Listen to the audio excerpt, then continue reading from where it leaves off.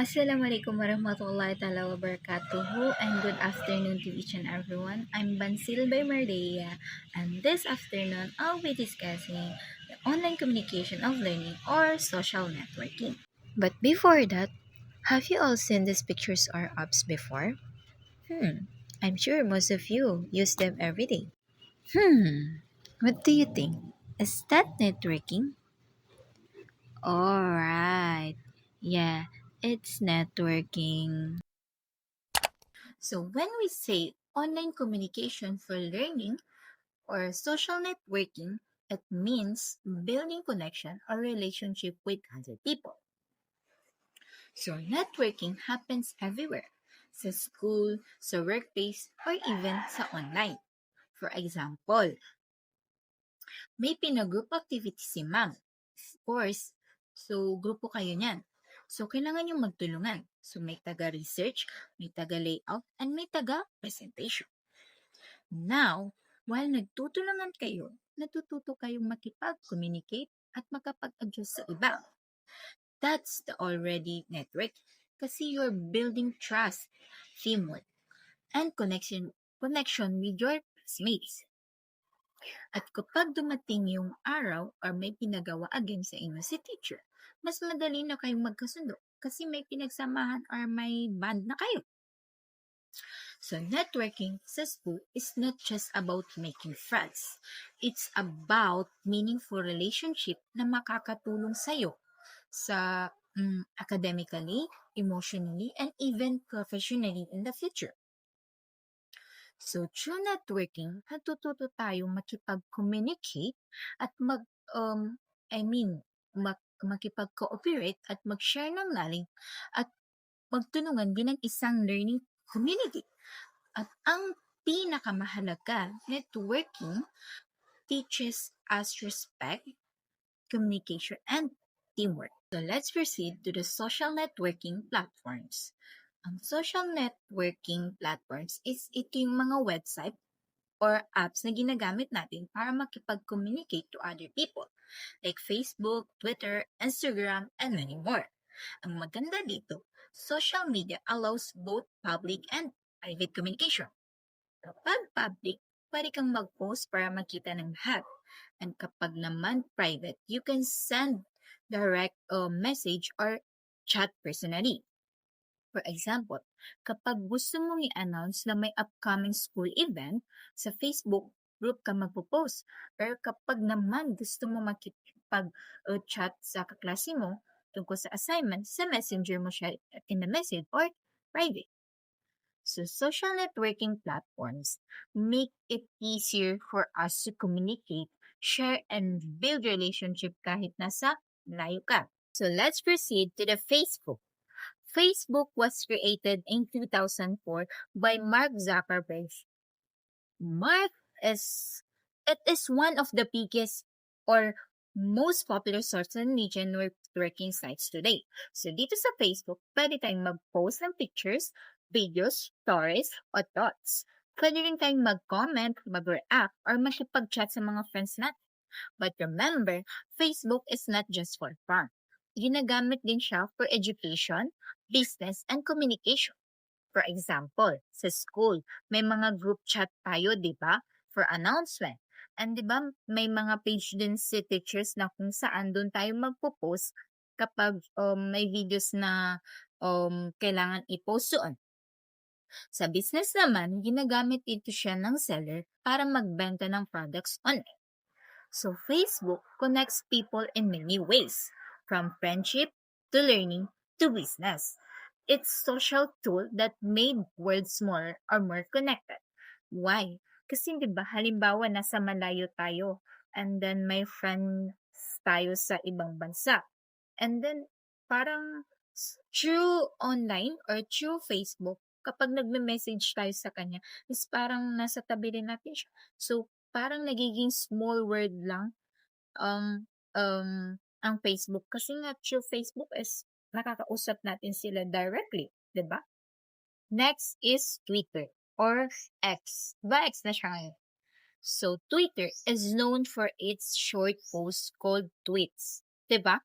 Kasi 140 characters lang ang pwede nating i-write noon. So ngayon mahaba na.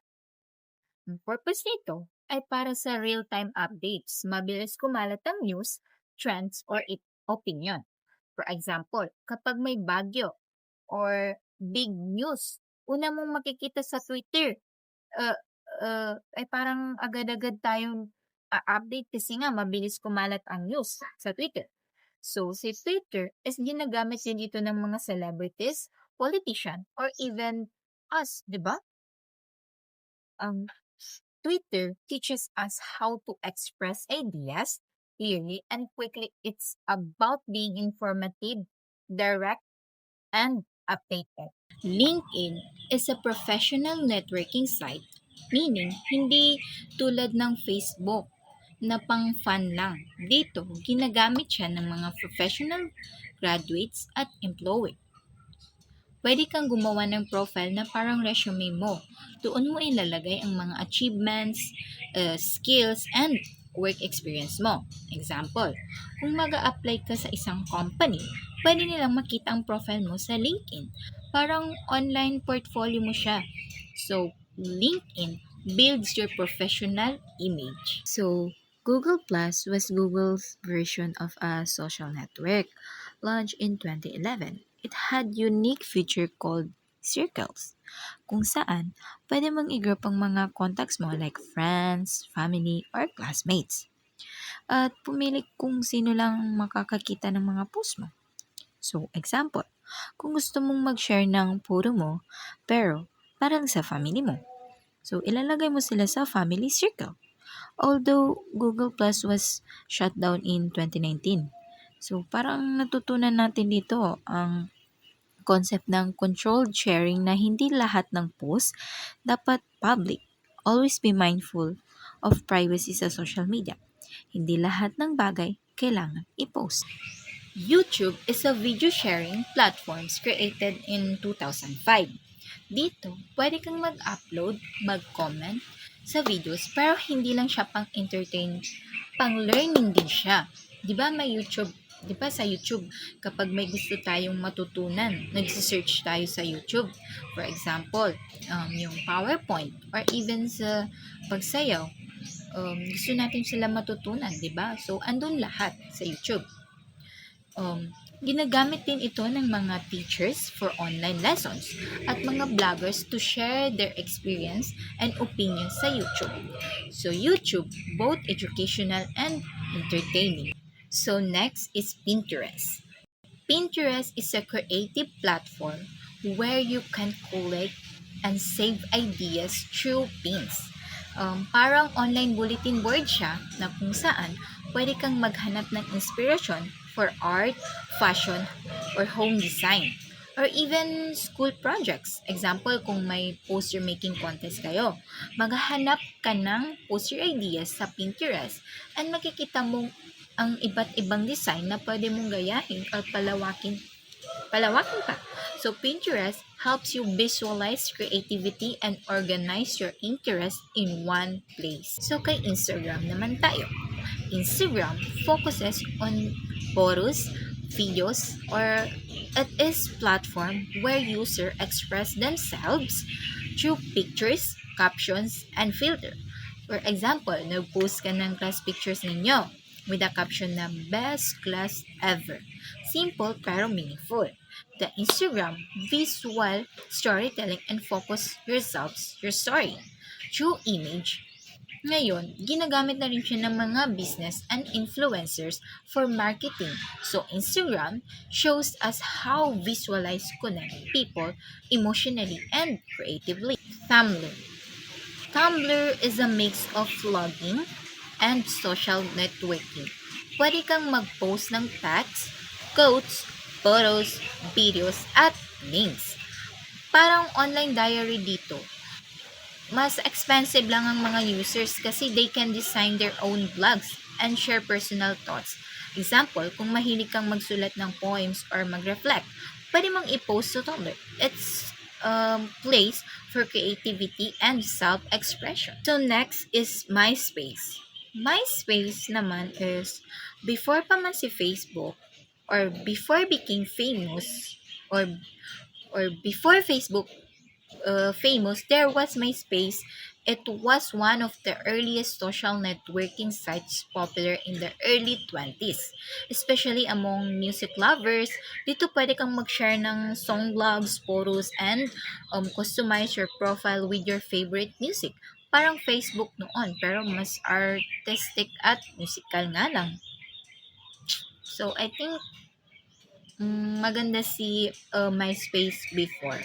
Pero since nga um, update na si technology, nag-improve din siya. So, good din si Facebook. Next is Flickr. Flickr is a photo and video hosting website created by Lottie Card in 2004 and later owned by Yahoo.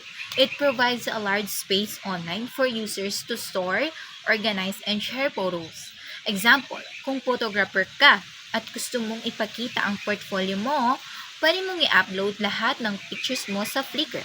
It's not just for fun, it's for showcasing professional work. Flickr focuses on visual light creative and photography sharing as how image can tell stories. So let's proceed to the Bebo or BEBO. BEBO stands for Blog Early Blog Often. It was created in 2005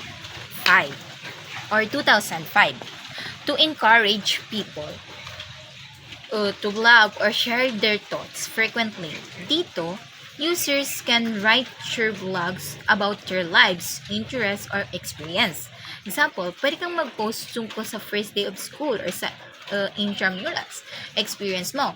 Bebo was one of the early ways for people to share stories and connect emotionally with others online. So, in conclusion, all these networking platforms, Facebook, Twitter, YouTube, LinkedIn, Instagram, Flickr, and others, have one big goal to connect people. In Facebook, for connection and communication. Twitter, for quick updates. LinkedIn, for professional networking. YouTube, for videos, learning, and entertainment. Pinterest for creativity, Instagram for visualize and expression, Tumblr for blogging, Flickr for photography, Bebo for personal storytellings. So, as technology continues to evolve, expect na mas magiging advanced pa sa social networking. Mas interactive, mas creative, at pero tandaan, kahit gaano ka-advanced ang technology, dapat responsible pa rin tayo sa paggamit ng social media. Use it to learn, inspire, and connect positively. Okay, thanks for watching this video. Sana may natutunan kayo.